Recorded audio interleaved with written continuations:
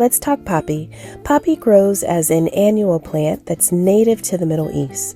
Poppy relieves dry coughs, sore throats, bronchitis, whooping cough, and pulmonary carta. Poppy is calming. It induces sleepiness and has slightly narcotic properties, making it an excellent ally in treating anxiety attacks and insomnia.